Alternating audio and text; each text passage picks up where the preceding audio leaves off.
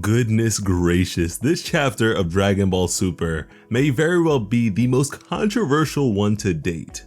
There is certainly a lot to be said with this one, as a million thoughts ran through my head as I was first reading it. And I already know that with the leaks we received of this chapter earlier on, that even some of the most die-hard Dragon Ball fans are really annoyed by all this. So yeah, it is definitely an interesting chapter to say the least. But before we go any further into things, we actually have our very first sponsor on the channel. It's a pretty cool milestone for the plot army to be hitting, but without any further delay, KJ, take it away. This video is sponsored by Raid Shadow Legends.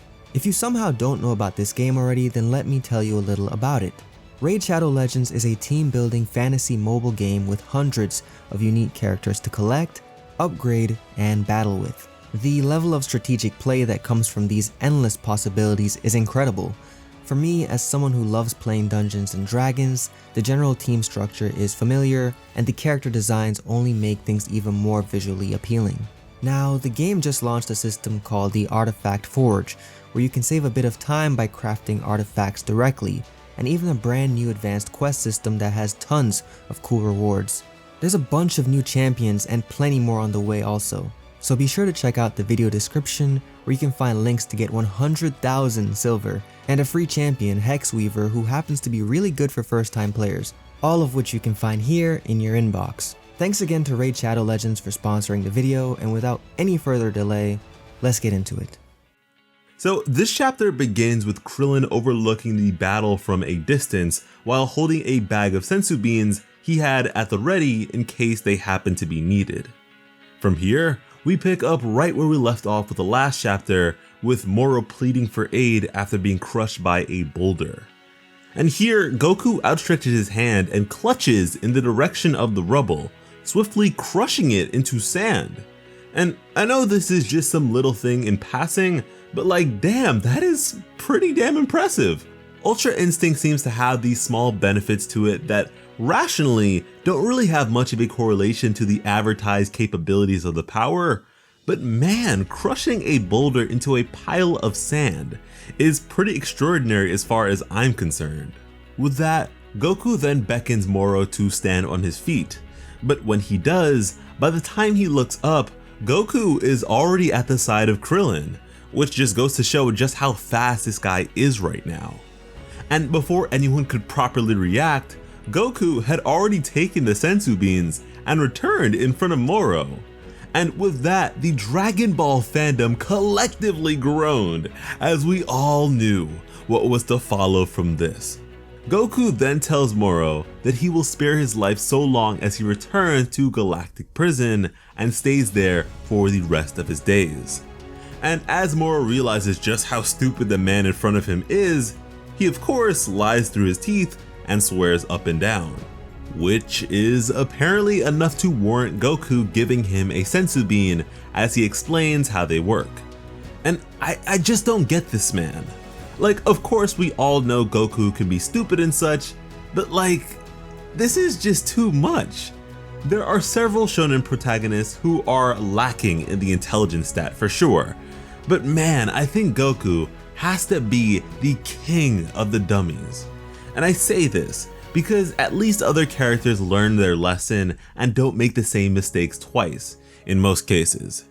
Yet Goku here just doesn't, and it's just so frustrating to read, especially if you've been with the series for a long time. And even in the context of the moment, what is even the point of healing him here if you're taking him to prison?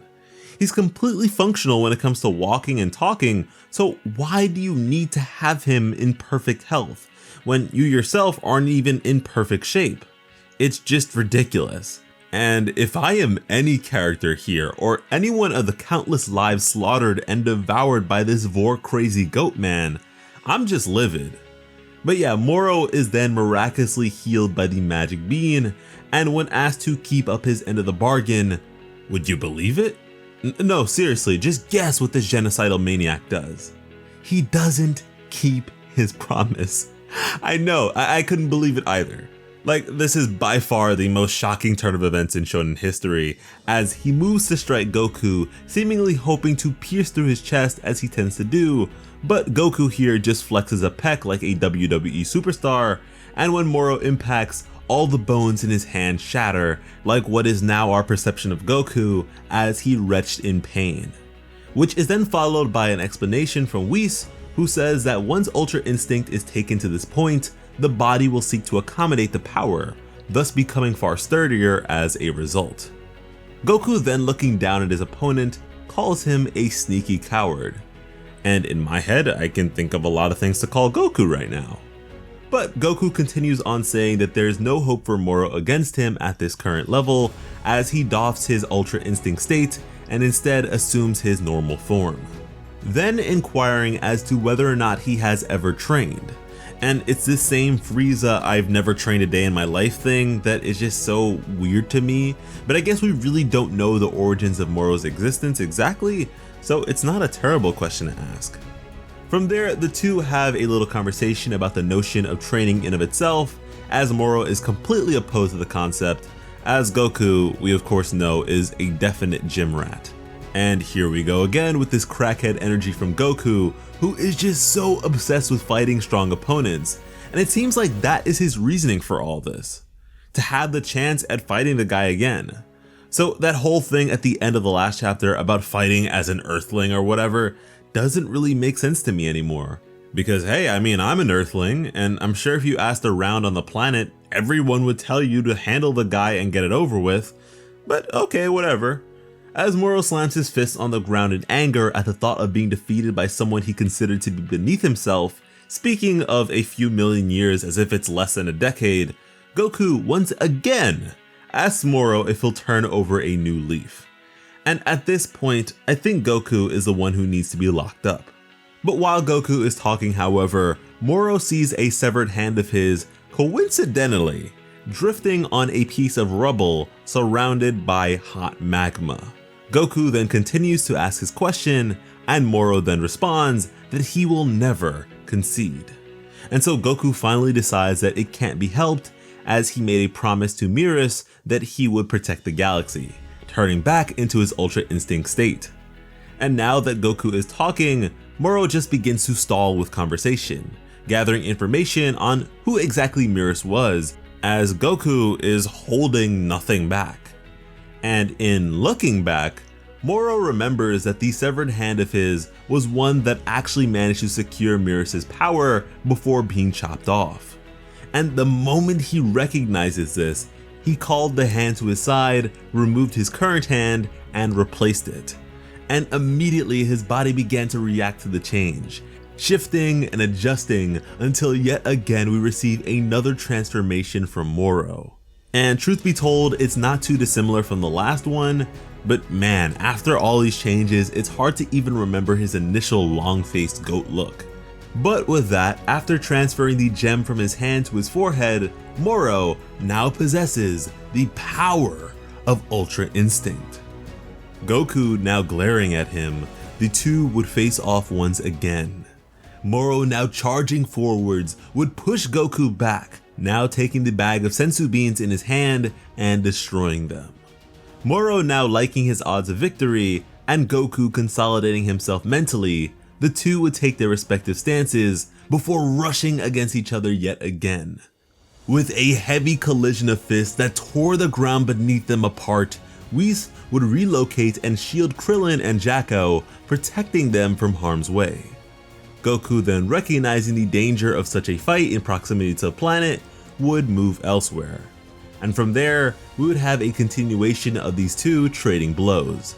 And to be real with you, as cool as this may at some point become when animated, although it's certainly clearer than some series I've read before, the convention of Ultra Instinct's capabilities in this context feel a bit lacking when you have two characters with it against each other. I mean, it doesn't really feel like Ultra Instinct, it just feels like a typical Dragon Ball hand-to-hand exchange. And I suppose that's kind of the downside of Ultra Instinct, at least right now, that if met by the same technique, it sort of visually falls short. The two then begin to race around the planet, and Moro did actually manage to secure a hit on Goku here. And Moro is extremely confident at this point because he has magic at his disposal. So even if the two of them are even in everything else, he will win out. Yet Goku isn't really fazed and tells him to try harder, which just pisses Moro off. Goku goes in for a strike, but Moro blocks instinctually as his hand begins to contort, swell, and expand. With this now massive Hulk fist glove he calls a hand, Moro lunged in for a strike, but Goku expertly evaded, gracefully doing a somersault which shifted into a fearsome two-legged kick to the spine. Moro's body, now attempting to adjust itself for the impact just as his arm had done similarly to Goku's glorious peck, would begin to grow his back until he began to look completely disproportionate and disfigured.